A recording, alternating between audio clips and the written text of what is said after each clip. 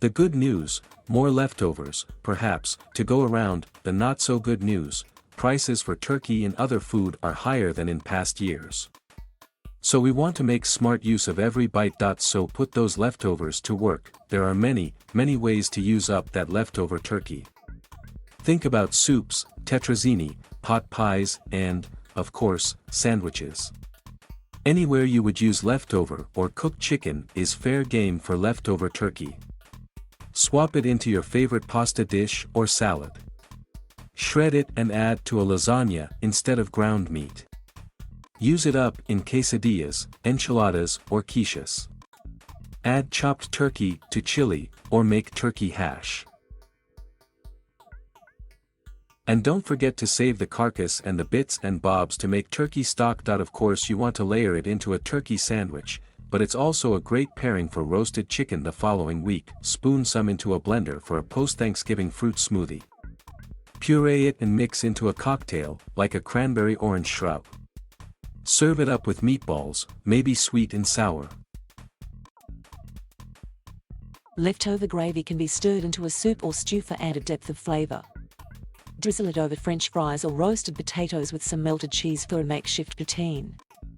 Add it to a sauce when making a turkey pot pie or casserole post-holiday. Note that leftover gravy can be frozen in an airtight container for up to 3 months.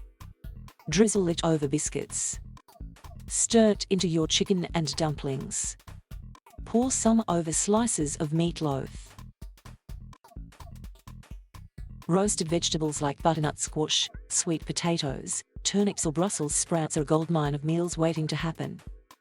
Puree them and turn them into soup with the addition of some broth and perhaps a little cream, maybe some of those extra fresh herbs you have lying around. If you use a smaller amount of broth, you can make a vegetable puree instead of a soup. Add the vegetables as is to pastas, soups and stews. Reheat them but add a sauce, like a creamy, sour cream-based sauce or an olive tapenade vinaigrette. Chop them and include them in frittatas. Surplus mashed potatoes are begging to be put to use as a topping for shepherd's pie or cottage pie. Use them as a springboard for moussaka. Make turkey and mashed potato croquettes. Flatten mounds of them in a hot pan with a bit of butter and make mashed potato pancakes. Try the same with leftover stuffing. If you have a waffle maker, you can transform leftover mashed potatoes and stuffing into crispy savory patties. This or an indoor grill are also a great way to panini up those leftover sandwiches. Or fill portobello mushroom caps with stuffing, sprinkle a bit of cheese over them and roast until hot and cooked through. Leftover bread, even if it's become a little stale, can be used for croutons, breadcrumbs, bruschetta, bread pudding or French toast. If you're using it for sandwiches, consider toasting the slices to bring out their best flavor and texture. Make sure any seasonings in the bread match up with its new use. Extra cans of pumpkin.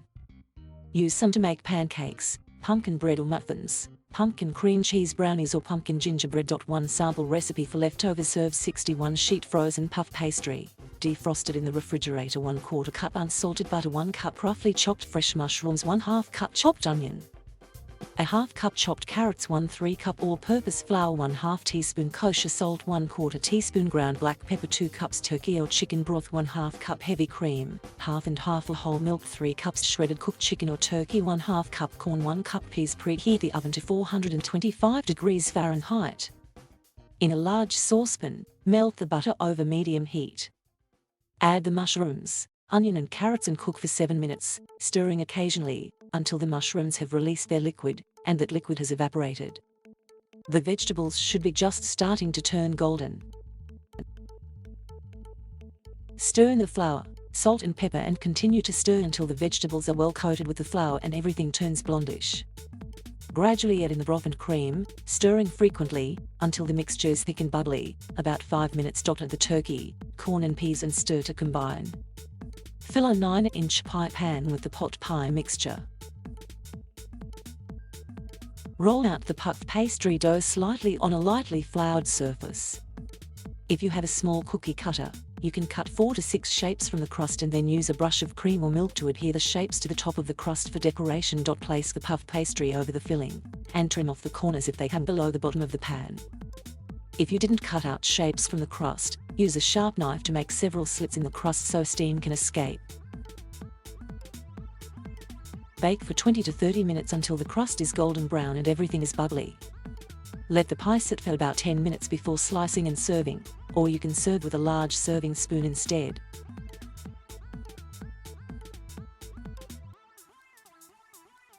Thank you for watching. Please subscribe